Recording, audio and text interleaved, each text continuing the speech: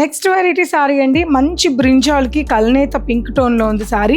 Small Kanchi double warp border sorry అండి, బ్యూటిఫుల్గా ఉంది. ఇటువంటి సారీస్ని, ఇటువంటి బార్డర్స్ని ఇష్టపడే వాళ్ళు మన కాదంబరికి చాలామంది కస్టమర్స్ ఉన్నారు.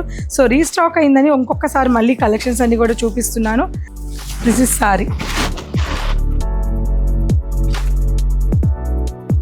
స్మాల్ కట్టమ్ డిజైన్ అండి, ఇది చాలా ఎక్సలెంట్గా ఉంటుంది.